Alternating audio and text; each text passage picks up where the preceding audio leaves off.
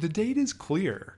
A low average personal income tax rate with a high marginal rate leads to growing businesses and a strong economy. A low average rate encourages running a business. A high marginal rate encourages avoiding taxes by growing businesses. This message shows the data. For a fuller explanation of why, or if you're unsure how marginal tax rates work, watch How to Vote for Prosperity in 3 minutes.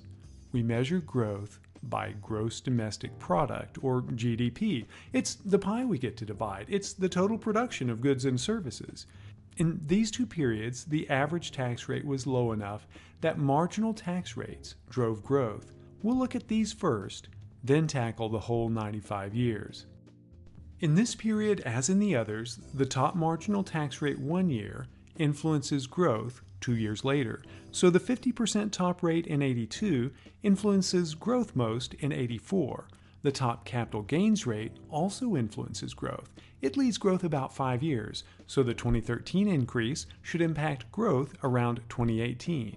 Ideally, the lower tax rate on capital gains encourages investments with long-term benefits to society. It's about growing assets. If you bought $10,000 of stock in a company, held it for the required holding period, and sold it for $16,000, $6,000 would be taxed as a long-term capital gain. Let's look at the period with both the top rate and capital gains rate. The red line shows the two combined.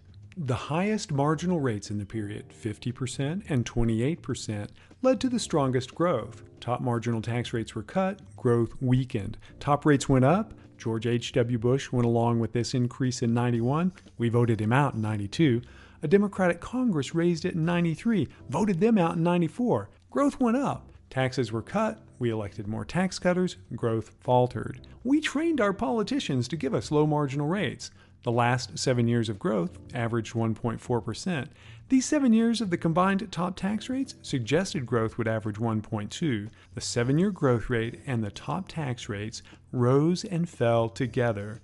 Growth should improve around 2018, but a few wrong votes could bring marginal rates down in 2017 and growth down around 2019. In the other period, we fell to the bottom of the Great Depression with a low top rate. When the top bracket rose from 25% on income above $100,000 to 63% on income above $1 million, most of the people who had been taking million-dollar-plus incomes started growing businesses in the economy instead. Remember, only the portion of income above the $1 million was taxed at the top rate. Best growth ever came with a $5 million bracket. GDP per person then was $676 a year. Adjusted by this, the bracket would be $412 million today. In 41, Pearl Harbor came in December, so the war didn't affect this 18% growth much. For the handful of elites with the most potential to grow the economy, the after-tax cost of hiring another dollar of labor was a bargain at 19 cents. If a bold venture with vast potential failed, government revenue took 81% of the hit.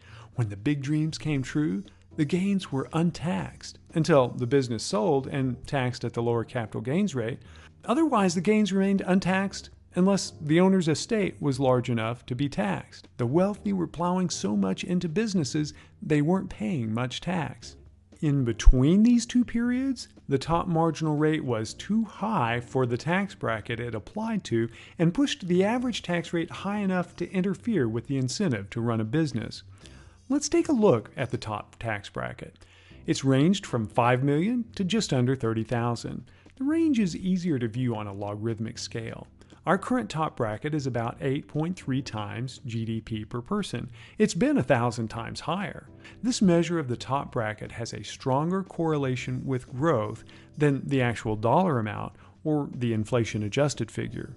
Since 1965, the top bracket has been consistently lower. We'll call this the low bracket era, and the other data the high bracket era. We can add this measure to the chart with growth. We'll use the same 2-year lead time as the top rate. When the top bracket dropped from $5 million to $200,000, or from 7,000 times GDP per person to 150, while the top rate rose to 94%, the unfavorably high average tax rate corresponded with growth plummeting. Understanding the whole 95 years will be easier using a scatter plot. We'll start with the data we've already looked at. We'll move the growth axis over here and recreate the tax rate axis down here. Each pair of points like this one becomes a single point on the scatter plot. When the other points are added, a best fit line can be included. It slopes upward or positive, showing that as the marginal rate goes up, growth tends to go up 2 years later due to the lead time. Note the tops and bottoms of these lines are the same. Now let's make room to add the rest of the low bracket data. The higher tax rate here does not correspond with faster growth. The best fit is now curvilinear. The data over here has a negative or inverse slope. We interpret this to mean the top rate is too high for the bracket, or the bracket is too low. The curve suggests a top rate of 54% would maximize growth. The curve's influence translates to this over here. The curve implies the 50% top rate corresponds with this strong growth rate, 77% with weaker growth, and the 28% top rate implies even weaker growth. Let's make room to add the high bracket data going back to 1921. It's easier to view and understand without the low bracket data. The best fit curve suggests a top rate of 64% will maximize growth. Here's how the best fit curve converts to time series data on the right. On the curve, the 24% top rate implies a shrinking economy. The 63% rate corresponds with stellar growth, and the 94% rate with weak growth. A lesson can be learned from the last point in the high bracket era and the first in the low era. Growth surged with cutting the top rate from 91% to 77% while keeping the $400,000 bracket. Cutting the top rate to 70% and also cutting the bracket in half resulted in weaker growth. Trying the 77% rate again, but with the lower bracket, didn't help. The higher bracket had a more favorable combination of a low average rate with a high marginal rate than the lower bracket. Whenever you hear someone talk about lowering the rate and broadening the base, this is what they're talking about. We also tried it here and here and here. It results in sacrificing growth so elites can pull more revenue out of businesses as income at a low marginal rate. If the goal is above average growth, it has failed every time. Lowering the rate and broadening the base makes taxes flatter and should be avoided like the plague. In a bit, a single green line will represent the two eras. Here is the comparable chart with the top capital gains tax rate. Using the 5-year lead, the low bracket period for capital gains begins in 1970. The best curvilinear fit implies a 29% rate will maximize growth. The 28% rate corresponds with growth here and here. The 39% rate corresponds with the back-to-back recessions of 1980 and 81-82. The 15% capital gains rate corresponds with the Great Recession and weak recovery. In the high bracket period, the best fit curve implies a 54% capital gains rate maximizes growth.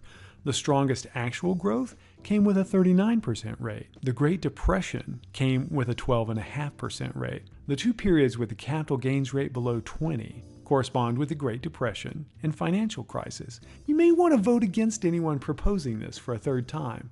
One blue line can represent both periods. We can combine the influence of the top rate and top capital gains rate.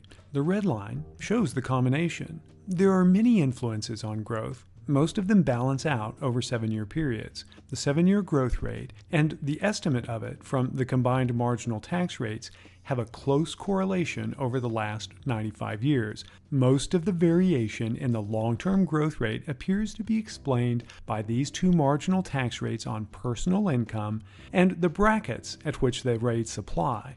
Apparently, regulation, corporate tax rates, government spending, and the Fed are not that important to long-term growth. The clamor over these issues may be a distraction by those who like pulling lots of income out of businesses to keep us from voting for higher marginal rates with much higher brackets that could restore widespread prosperity.